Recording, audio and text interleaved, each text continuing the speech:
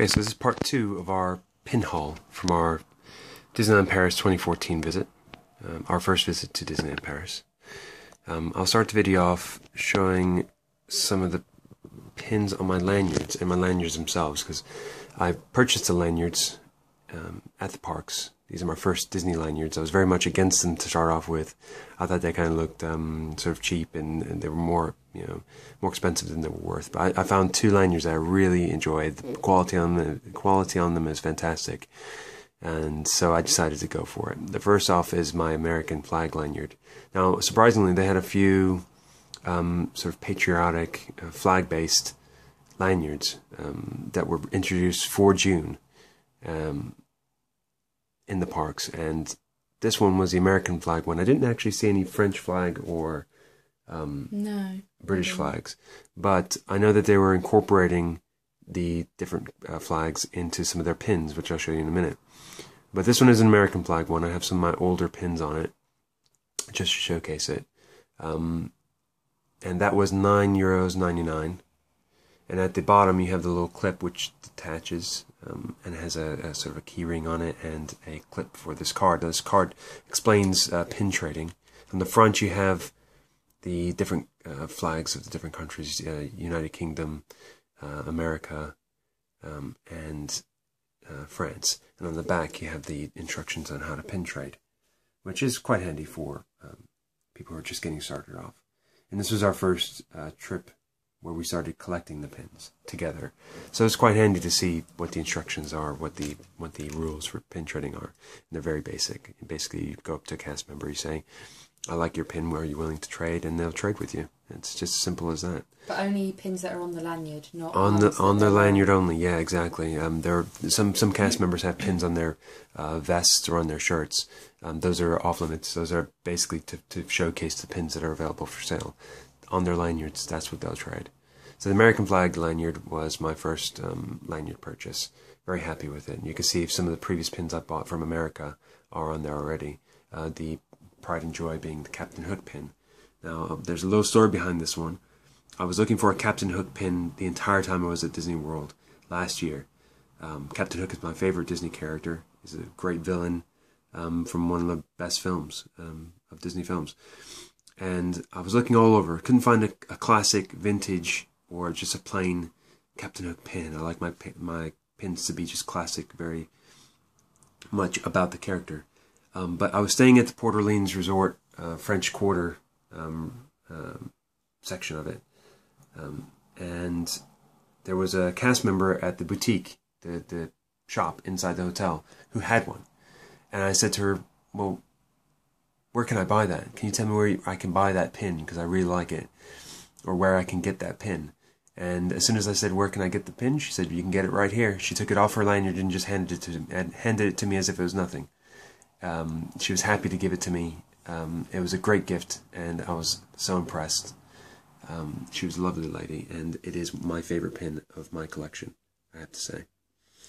So those are my previous pins from previous visits. The next lanyard I have is a Tower of Terror lanyard from Walt Disney Studios, which is like Hollywood Studios in America. This came as a pin trading starter set. It was €19.90, a very odd price, but it does come with 4 pins, 2 of each of the stitch pins. So you have a stitch biting through a cable of the elevator and another stitch cutting through the cable. So you get the lanyard, which is not as high quality as the standalone lanyards, but still very nice. And you get 2 of each pin. So you have 2 pins to keep and 2 pins to trade. So it's a great way to start pin trading. It also has the Tower of Terror clear plastic card holder at the bottom, which has nice text on it. And so I ended up trading my 2 stitch pins for one of the parrots from the Three Caballeros film, and a Hidden Mickey pin, which has Alan Adele, the rooster from Robin Hood. You can see there. So I got those off of cast members trading for my duplicates of the pin stitch pins. So I was very happy to find those 2. They were great. Now I'll go into the pins that I've purchased separately. some are characters, some are attractions, and some are just icons. We'll start with the character pins. We have Scrooge McDuck, who's a character pin. He's a green labeled pin, so he was $6.99. All the prices I quote are in euros, but he was fantastic. I wasn't expecting to see a Scrooge McDuck pin. The colors on him really pop, and he has a satchel full of cash, and his trademark cane. Lovely, lovely pin. These next two are from the film Pinocchio. We have Pinocchio and Jiminy Cricket. Jiminy Cricket has his little conscience badge on it. I don't know if the camera will pick it up, but there's a great detail on the pin where you can see that it says Official Conscience 18 karat gold. So great detail in the pin. He's actually a pin with 2 prongs on the back. Don't know why. He's just as long, if not shorter than Pinocchio, but Pinocchio only has the 1 pin prong. But great pins. I say again, I like my pins to be very classic, so I don't like a lot of excess fluff. I like it just to be the character. If it's going to be the character, just make it the character. And there were also €6.99 greenback pin. They're a great little pair as well. Exactly. The colors on them really match up. They look great together. I'll definitely be displaying them together. So, as you might have seen in my wife's video, she had a Wizards and Witches pin which had Ursula on the front. I got a Dr. Facilier, the Shadow Man from Princess and the Frog. Great set of pins, a great line of pins, limited edition to 700. I don't know if they're exclusive to Disneyland Paris, but honestly it doesn't matter. They look great. They were $14.99 each. And my favorite elements of them are the colors, the charm at the bottom, and the gem at the top. Really makes it for a great pin. Not very big, but it doesn't need to be. It fits well on the lanyard, and it's a great pin series in general. Now the next 2 pins I have are from June. They were debuted, and this goes back to what I was saying before about them introducing the American flag, the British flag, and the French flag into their pins. The first one is a Main Street USA pin. A little star with glitter on the inside of it. Just a very simple pin, a round, nice little badge. I'd be happy to wear that just on a shirt or a jacket, lapel, not just for lanyards. And we have a very plain, simple, square Mickey American flag pin. Each of these were $6.99. So a great price for very patriotic pins. I don't normally go in for the for anything with an American flag on it. If I want to be patriotic, I'll do it in my own way. I don't feel the need to display an American flag on me or on a building or anything like that. I'm a very patriotic, very American, American-spirited American, but I don't feel the need to have everything with an American flag on it. But these were the exception. They just look so good, and they made me feel more patriotic just seeing them. So I had to get them as little mementos. So especially when getting them in Main Street. Well. In Main Street. That's right. In Harrington's. These 2 were purchased in Harrington's. Just made me feel even more patriotic. So I was very happy to have them. The next pin I have is a grape soda pin. I had to get one. My wife got one, and I had to get one as well. We're part of the Up Grape Soda Ventures team. The thing I like most about this pin is it is a very hefty pin. It's very chunky. And as you can see, lots of detail on it as well. It's not just very plain. It's not just cheaply molded. It looks like the actual pin that they wear in the film. So, and you can't really see it on this camera, but the grape soda, purple on the grape soda is very grape soda purple. So it's a bit faded out. We're very happy to have this one. This one was €9.99. So again, a little bit more expensive, but you get what you pay for. It's a very high quality, very sturdy pin. Very nice. The next pin I have is one I bought with my wife. She bought her Pirates of the Caribbean pin and keychain, and I had to buy the Aztec Gold pin and my Pirates of the Caribbean pin as well. It was the first thrill ride we rode together. My wife was very brave, and as a reward, bought herself Pirates of the Caribbean pins.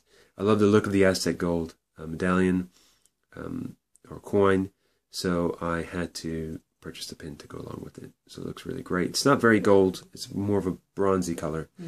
but it does look great. It has a lot of detail to it. And that one was €6.99. The next pin series I have, or selection of pins I have, is based on attractions. Now you have two different types of attraction pins. You have the standalone pins that just happen to feature an attraction, and then you have the attraction pins from the attractions collections. Now the difference in these is price, really. There are versions of these two pins in the attraction series, but they actually didn't look as good. And these were actually €1 cheaper, I believe, than the official attraction collection line. So I was much happier to get these two. They were cheaper and they look better than their official attraction collection counterparts. They're a little bit older. I think these were from last year, 2013. These were both €6.99. This one is from the Tower of Terror, based on the Tower of Terror. I bought it in Walt Disney Studios, in Studio One. They had the attractions pins and these, and I just happened to like this one better, mainly because of the more rich color tone. The official attractions pins, they are a lot more brighter, a lot more creamy color. Yeah, creamy color to them, cartoony. The ride is a haunted ride. It's a spooky ride. I want it to be rich, dark. The plaque at the bottom as well. I don't think the other one has it, or if it does, it's very light. It does, but it's light, and again, the text almost looks a little bit cartoony. Although it's the same font, something looks a bit chunky about it, or a bit cartoony about it. Right. So this one looked much better. It looks like the real attraction as opposed to a drawing of the attraction. Right.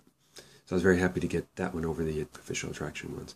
Now, this trip to Disneyland Paris was the first time I've ever ridden the Mad Hatter's Teacup ride.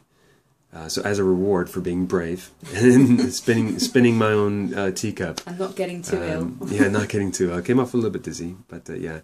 It was the first time I rode this classic ride. So I figured I wanted a souvenir for it. And the pin looks fantastic. Great colors. It's a good size as well. A very chunky pin for €6.99. Now, these are the official attraction collection pins that I have. There's a selection of 4 that I chose. They do have a few more, but again, these are the ones that stood out to me. These are the ones that I liked the most. Starting off with the Pirates of the Caribbean pin. It's just a very cool-looking, creepy-looking pin. Great detail on the skull. And the Pirates of the Caribbean logo is a bright red. It looks great. And I love the ride, so I had to get the pin from it. Now, unfortunately, on this trip, the Dumbo ride was not operational. They were running it, but it was empty. They were testing it out, doing work on it. So we saw it. We saw it. Didn't get to ride it.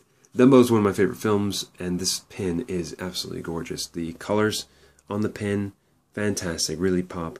The gold on it is so ornate, and the swirls are so rich that I just thought I had to get this pin. I had a chance to buy a similar pin in Walt Disney World when I was there last year, and I don't want to say chickened out, but I chose not to, and I regretted it. So I had to make the choice on this trip to get it. And then I have the Phantom Manor pin here. The Phantom Manor looks beautiful from the outside when you're there in front of it, and the pin just represents that so well. The purple is very rich and deep, and you have little details like the bats in the background, the trees in the background, and the Phantom Manor logo all look great. And then we have the Star Tours ride. Now the Star Tours ride in the parks is a very dated, very old ride, but it works. If you're a Star Wars fan and you've ridden the new rides in the US parks, where they've redone it with all the CGI, that is such a fun experience. The ride is different every time you ride it. It looks great. There's audience participation. They've redone the ride so well. But there is something about the old-fashioned ride with the 90s graphics and the 90s special effects. It just made you feel like you're part of the classic trilogy. And that, to me, really gave me a sense of childhood and wonder yet again. So I had to buy the Star Tours pin. I wouldn't normally get it, but because of the way the ride made me feel and the way the pin looks, has all my favorite elements of Star Wars, the Death Star, the TIE Fighters, and the X-Wing. I just felt like I had to get it. Now, these pins were a little bit more expensive. These are $7.99 each, but they do look great and were definitely worth it. So that's my selection of pins. Keep an eye out for further haul videos from my wife and I from Disneyland Paris. We came back with a lot of goodies like Phantom Manor stuff and some Disney traditions, and we'll be showing you our full collection over time. So I hope you enjoy. Thanks.